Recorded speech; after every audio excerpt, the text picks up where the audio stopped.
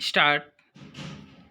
जहाँ तक इस न्यायालय के अधिकार क्षेत्र का प्रश्न है यह स्पष्ट किया गया है कि अधिकार क्षेत्र सर्वांगीण और भले ही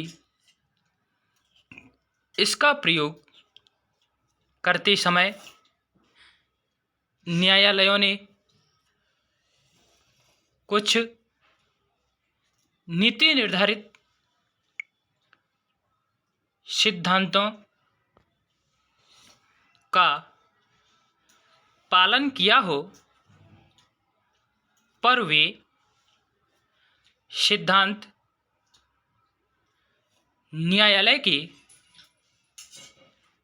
अधिकार क्षेत्र को किसी तरह भी कम नहीं करते। पूर्णविराम। वैसे भी अपराध समाज के निर्धारित नियमों का उल्लंघन ही होता है और इसी कारण प्रत्येक अपराध का समाज से प्रत्यक्ष संबंध होना माना जाता है। पूर्णविराम। ऐसी स्थिति में अपराधी को दंडित करना न्यायालयों का सामाजिक दायित्व भी होता है। पूर्णविराम। इस सामाजिक दायित्व का बोध दोष मुक्ति के आदेश के विरुद्ध अपील का निराकरण करते समय भी होना चाहिए। पूर्णविराम। तथापि इसका तात्पर्य यह भी नहीं है कि किसी निर्दोष व्यक्ति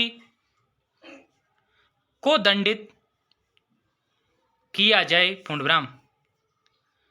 वैसे भी निर्दोष व्यक्ति को दंडित किए जाने से समाज में आक्रोश बढ़ता है, घटता नहीं। पूर्णविराम। फलस्वरूप न्यायालयों का यह दायित्व है कि वे उपलब्ध साक्ष्य का विधिवत विश्लेषण कर अपराधी को दंडित करने का भरपूर प्रयास करें। पूर्णविराम। पर ऐसा प्रयास करते समय उन्हें यह भी हमेशा ध्यान रखना चाहिए कि उनके द्वारा किसी निर्दोष व्यक्ति को दंड ना दिया जावे। पूर्णविराम। यही इस देश का न्यायिक आत्मबोध है और यही न्यायिक परंपरा भी। पूर्णविराम। न्यायिक परंपरा की पुष्टि करने का अधिकार सभी न्यायालयों को होता है। पूर्णविराम। पैरास्टार्ट। यह सत्य है कि जब तक किसी व्यक्ति के विरुद्ध अपराध सिद्ध ना हो, उसे अपराधी नहीं माना जा सकता पर इसका तात्पर्य यह तो नहीं कि आरोपी जिस पर आरोप लगाकर न्यायालय के समक्ष प्रस्तुत किया गया है उसे अपराध करने में पूर्णतः अक्षम मानकर उसके विरुद्ध लगाए गए आरोपों का निराकरण किया जावे। पूर्णविराम। आरोपी के निर्दोष होने की अवधारणा और उसके अपराध करने की अक्षमता की अवधारणा दो भिन्न स्थितियां हैं। पूर्णविराम। प्रथम स्थिति में उसे साधारण मानव जो अपराध कर भी सकता है और नहीं भी कर सकता है स्वरूप मानकर उसके विरुद्ध लगाए गए आरोपों का निराकरण किया जाता है। पर दूसरी स्थिति में उसे सर्वगुण संपन्न